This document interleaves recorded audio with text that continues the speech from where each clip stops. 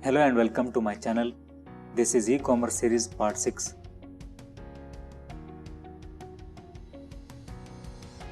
In previous part of e-commerce series, we studied definition, meaning and need of EDI as well as the first component of EDI, that is EDI standards. To get a complete idea about e-commerce, please go through my previous videos on e-commerce series.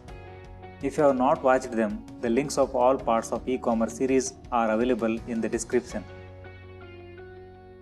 In this part, we cover remaining 4 components of EDI in detail and look at the primary elements of EDI.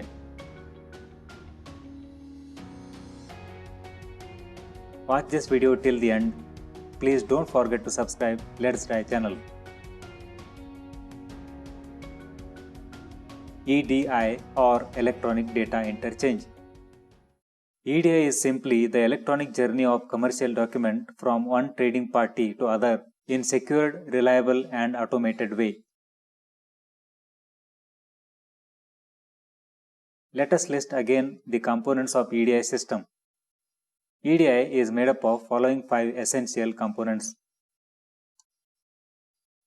First one, EDI standards. Second one, EDI software or translator. Third one, data mapping. Fourth one, value added network or WAN. And the fifth one, support. Among these, EDI standards have been covered in the last video. Let us consider the second component of EDI, that is EDI software. EDI software is also known as EDI translator. EDI system uses a translation software. It is a web-based or standalone application that translates the information from unstructured company-specific format to the structured EDI format and then communicate the EDI message to other party. It also does message handling service.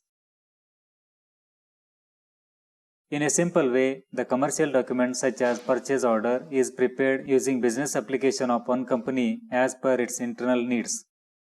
This document is entered into EDI software, which translates it into EDI standard format using the appropriate segments and data elements.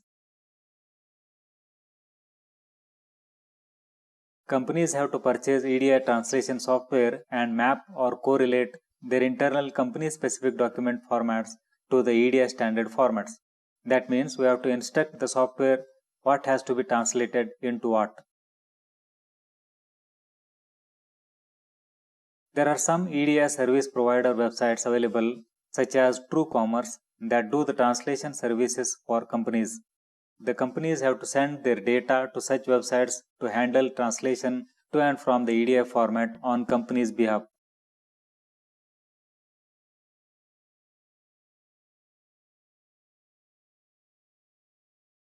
At the other end, EDI software receives the EDI message and translates from standard format to that company's specific format. Major functions of EDI software are data conversion, data formatting, and message communication. Good EDI translator software will be able to handle multiple standards and various versions or upgrades. It will provide the same flat file structure for the documents regardless of standards or version. Flat files are data files which are fixed fields like purchase order number, date, buyer name, item name, quantity, etc. in a defined order with transaction information contained in a continuous string of text characters. The flat file is the basic mechanism for transferring information to and from business applications like order entry, order processing, billing, etc. This simplifies the document exchange process by avoiding individual conversion and translation process for different files.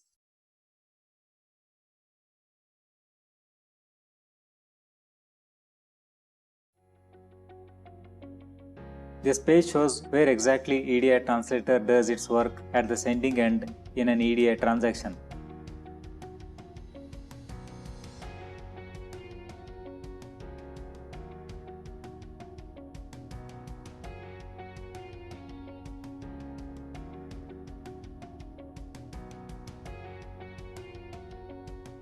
Let us know the next component of EDI, that is data mapping.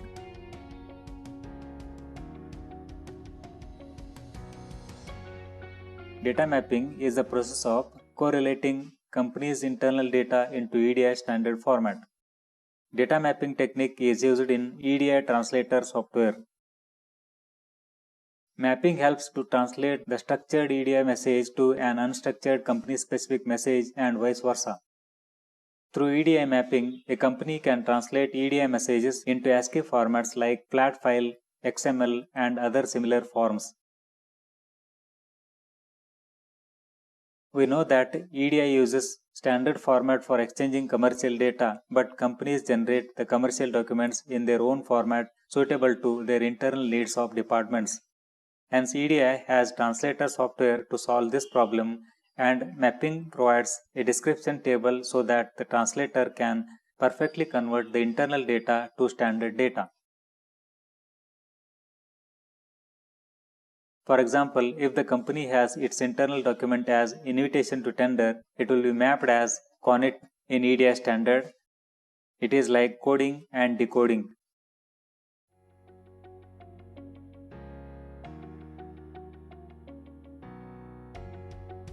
This is an interpretation of how EDI data mapping works.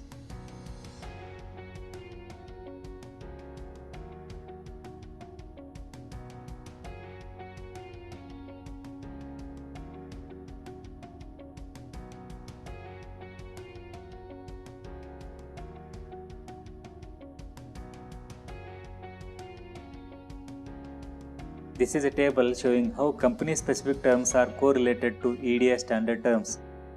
Note that different EDI standards use different codes.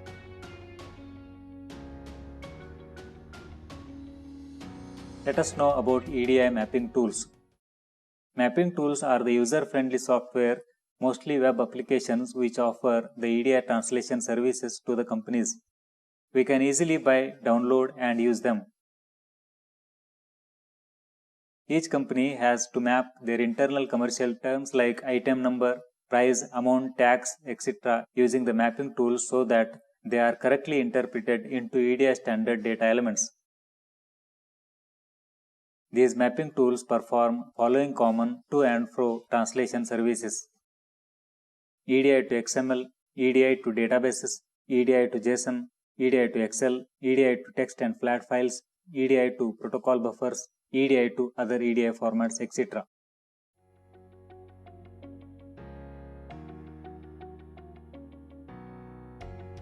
This is an example showing the mapping tool application window of MapForce.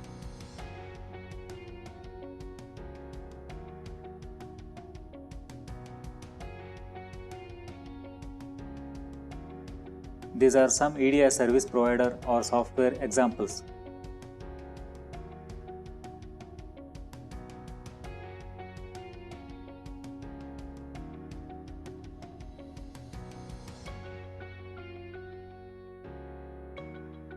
Let us move to the fourth component of EDI, that is value-added network or third-party network.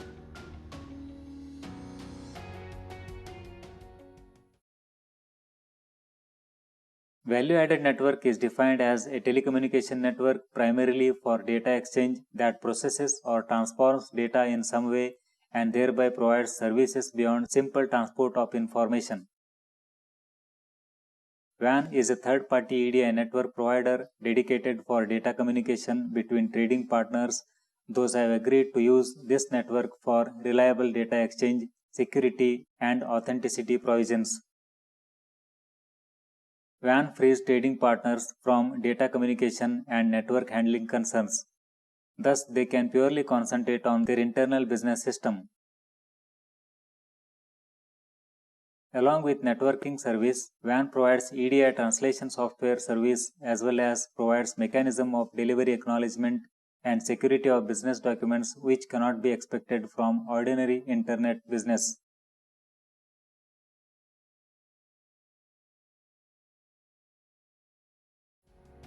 This illustration shows the importance of value-added network in EDI.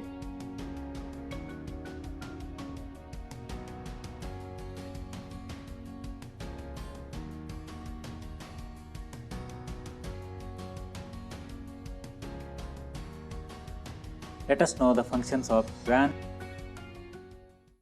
WAN offers efficient and fast connecting communication services to the trading parties. It provides functional acknowledgement to the trading parties so they can get confirmation that the messages have reached to other party. WAN provides authentication mechanism so that trading parties can identify each other and their transactions as well as take responsibility of their actions. WAN facilitates EDI translation and mapping services so that trading parties can map and convert data from unstructured to structured EDI format and vice versa.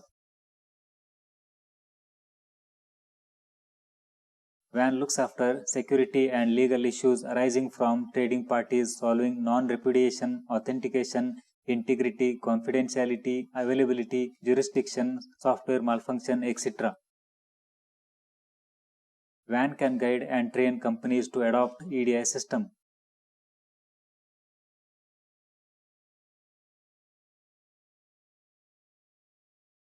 There are other means of EDI messaging also.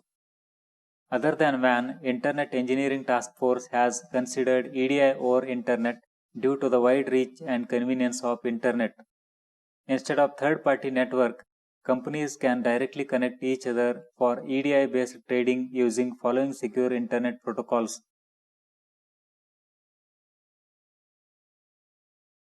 Applicability Statement version 2, File Transfer Protocol Secure, Hypertext Transfer Protocol Secure, Audacity File Transfer Protocol version 2, EBXML Messaging Service.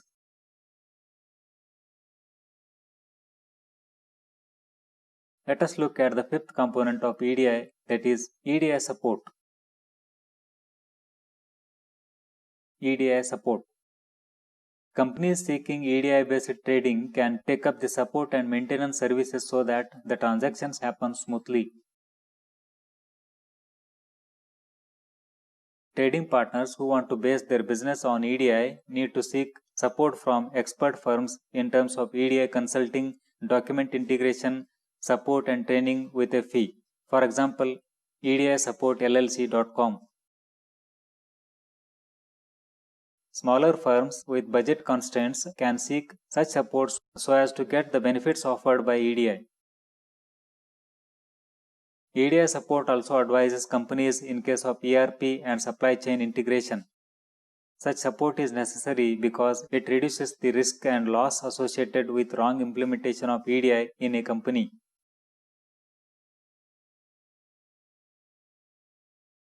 The primary elements of EDI are Sender ID. This is to authenticate the first trading partner. As there is no human engagement, computers identify vendors and customers by unique IDs. Receiver ID. This is to authenticate the second trading partner. Trading partner agreement. It is to ensure legal binding between trading partners so that they engage in ethical business. It is also known as interchange agreement. Point-to-point or WAN connection. It is needed to provide seamless document transaction between trading partners' computers. Mapping software. This element is to correlate company-specific data elements to EDI data so that error-free translation of company's data into EDI data and vice versa is executed. I hope this video was useful for you. Thanks for watching. Please subscribe to my channel. Like and share my videos. Thank you.